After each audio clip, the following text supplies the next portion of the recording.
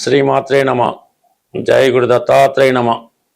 ఈ వీడియోలో మనం తులారాశి వారికి ఏప్రిల్ 19 నుంచి 25 మధ్యలో జరగబోయే వారఫలాలు పరిశీలించినప్పుడు మరి తులారాశి వారికి రాష్ట్రాధిపతి శుక్రుడు ఈ వారం అందే స్వక్షేత్రమైనటువంటి వృషభ రాశిలో ప్రవేశించడం వల్ల, అంటే శుక్రుడు అష్టమ రాశి ప్రవేశం ఈ రాశి వారికి ఒక శుభవార్త వినే అవకాశం ఉంటుంది.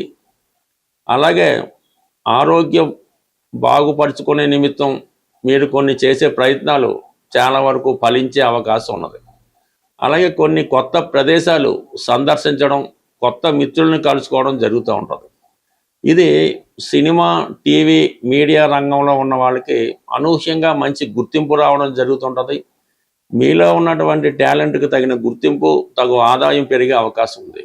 ప్రధానంగా స్త్రీలకి వివాహపరంగా ఉన్నటువంటి సమస్యలు చాలా వరకు పరిష్కారం అయ్యే అవకాశం ఉంది. అలాగే ఆర్థిక విషయాల్లో ఒక స్త్రీ ద్వారా మీకు ధనాదాయం కలిగే అవకాశం ఉంది. అలాగే రహస్యంగా మీరు ఏదైనా చేసే ప్రయత్నాలు అవి చాలా వరకు నెరవేరే అవకాశం ఉంది. ఏదో ఒక రహస్యమైనటువంటి విషయం మీకు తెలుస్తుంది, అంటే అది ఒక వృత్తికి సంబంధించింది. దాని విషయంలో మీకు తెలియడం వల్ల చాలా కాలంగా ఉన్నటువంటి అపోహలు అవి తొలగిపోవడం జరుగుతూ ఉంటుంది. మీలో ఉన్నటువంటి అనుమానానికి ఒక క్లారిటీ కూడా రావడం జరుగుతూ ఉంటుంది. బట్ ఏదైనా శుక్రుడు అష్టమంలో రావడం అంటే ప్రధానంగా ఈ తులారాశి వారికి శుక్రుడు వృషభ రాశిలో ప్రవేశించడం అంటే ఇంచుమించుగా తులారాశిలో శుక్రుడు ఉంటే ఏ ఫలితం ఉంటుందో అదే ఫలితం ఇప్పుడు మీరు పొందడం జరుగుతుంటుంది. అందువల్ల మీలో ఒక ఆకర్షణ పెరుగుతూ ఉంటుంది. మీరు ఎక్కడికి వెళ్ళినా కూడా శత్రువులపై విజయం సాధిస్తారు. కళారంగం, టీవీ రంగం, మీడియా రంగంలో ఉన్న వాళ్ళకి గుర్తింపు రావడం జరుగుతూ ఉంటుంది. అయితే సప్తమ స్థానంలో రవి ఉచ్చులో ఉండడం వల్ల ఇంతకాలం మీకు నమ్మకంగా ఉన్న వాళ్ళే మీకు ఎదురు తిరగడం జరుగుతుంటుంది. ఏదో ఒక సెటిల్మెంట్ చేయవలసి ఉంటుంది. మీ దగ్గర పనిచేసే వాళ్ళు, మీరు కలిసి వ్యాపారం చేస్తున్న వాళ్ళు మీకు వ్యతిరేకంగా కోర్టును ఆశ్రయించడం కానీ, పెద్ద మనుషులను ఆశ్రయించడం కానీ జరిగే అవకాశం ఉంది. ఆర్థిక విషయాల్లో సెటిల్మెంట్ కొరకు తీవ్రమైనటువంటి ఒత్తిడి మేమే తీసుకురావడం జరుగుతూ ఉంటుంది. తప్పనిసరి పరిస్థితుల్లో మీరు కొన్ని ఒప్పందాలు చేసుకోవలసి ఉంటుంది. కొంత నష్టం కూడా పొందవలసి ఉంటుంది. మరీ గట్టిగా పోరాడకుండా ఏదో విధంగా ప్రస్తుతం ఉన్నటువంటి సమస్యలను మీరు సెటిల్ చేసుకోవడం మంచిది తప్ప దాన్ని మరీ పోస్ట్ పోన్ చేయకుండా సరిగ్గా సెటిల్ చేసుకుంటేనే అది సాల్వ్ అవడం జరుగుతుంటుంది. బట్ ఏదైనా ఇంతకాలంగా మీకు నమ్మకంగా ఉన్న వాళ్ళే వెన్నుపోటు పొడిసి మీకు ద్రోహం చేసే అవకాశం ఉంది. కాబట్టి ఈసారైనా కొద్దిగా జాగ్రత్తగా ఉండడం మంచిది. ఎవరిని పడితే వాళ్ళని నమ్మి వాళ్ళకి ధనం అప్పచెప్పడం కానీ, మేనేజ్మెంట్ అప్పచెప్పడం కానీ, ఆర్థిక విషయాలు అప్పచెప్పడం కానీ చేయడం వల్ల ఈ విధమైనటువంటి ఇబ్బందులు రావడం జరుగుతుంది. అలాగే మీరు కొన్ని బ్లాంక్ చెక్కులు ఇవ్వడం వల్ల, సంతకాలు పెట్టడం వల్ల, అలాగే ముందుగా సరిగ్గా నిర్ణయం తీసుకోకుండా ధనం రుణంగా తీసుకోవడం, ఇటువంటి విషయాల వల్ల మీ మొగమాటం వల్ల అందరూ మంచి వాళ్ళు అనుకోవడం వల్ల కొంత నష్టపోవడం జరుగుతుంటుంది. కాబట్టి ఫ్యూచర్లో ఆర్థిక విషయాల్లో చాలా జాగ్రత్తగా వ్యవహరించడం మంచిది.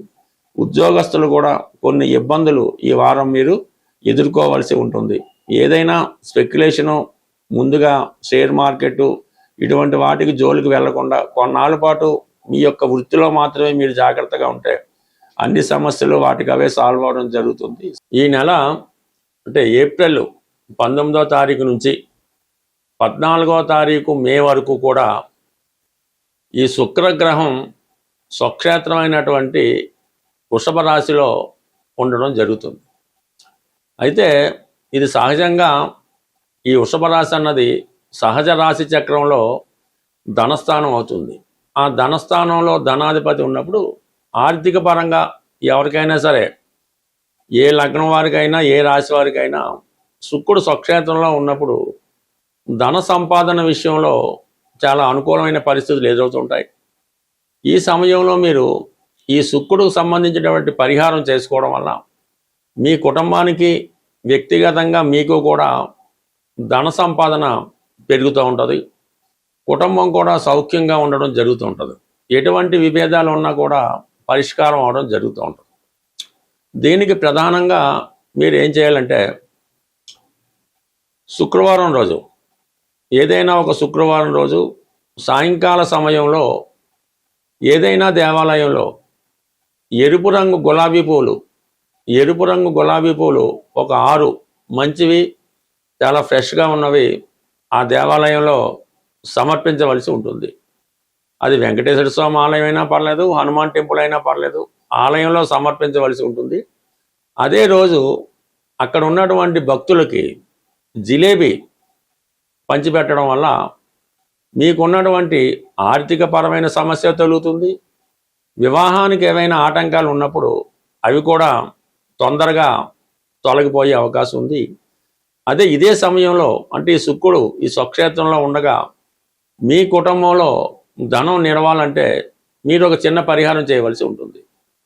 ఈ పూర్వకాలంలో, అంటే ఇప్పటికీ కూడా కొన్ని ప్రాంతాల్లో ఈ డబ్బులు వేసుకునే డిబ్బీలు అంటారు దాన్ని, మట్టితో చేసినటువంటిది డబ్బులు వేసుకునే ఒక చిన్న మట్టి కుండ లాంటిది తీసుకొని అది శుభ్రంగా ఇంటికి తీసుకొచ్చి దానికి శుభ్రంగా పసుపది రాసి ఆ మట్టి పాత్రలో ఒక పిడికెడు కళ్ళుప్పు, ఒక 5 గోమతి చక్రాలు, అలాగే రాగి నాణ్యాలు ఏవైనా ఉంటే కనీసం ఒక 6 కానీ 3 కానీ, లేదంటే ఒక రాగి నాణ్యమైనా ఆ మట్టి పాత్రలో వేసి దానికి పైన ఒక ఎరుపు రంగు క్లాత్తో క్లోజ్ చేసి అది మీ దేవుడి మందిరంలో కానీ, లేదంటే మీరు సామాన్లు దాచుకునే ప్రాంతంలో దాన్ని జాగ్రత్త పెట్టడం వల్ల అది నెమ్మదిగా మీకు ఆకర్షణ పెరిగి ధనం సమృద్ధిగా వచ్చే అవకాశం ఉంది.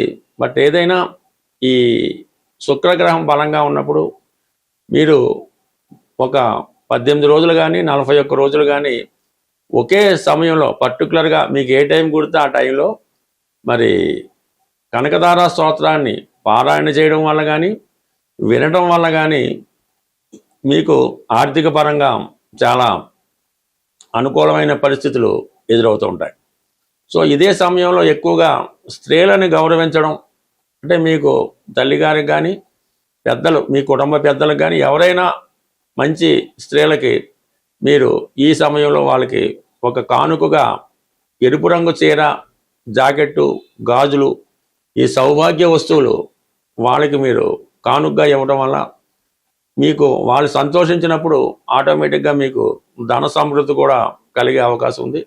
బట్ ఏదైనా ఎవరి జీవితంలో అయినా మీరు ఆనందంగా సంతోషంగా ఉండాలంటే మీ ఆత్మీయులటువంటి స్త్రీలని, మీ ఇంట్లో ఉన్నటువంటి స్త్రీలకి ఎటువంటి ఇబ్బంది రాకుండా, వారికి ఏ లోటు రాకుండా చూసినప్పుడు ఆటోమేటిక్గా మీకు ధన సంపద పెరిగే అవకాశం ఉంటుంది, పెరుగుతుంది కూడా.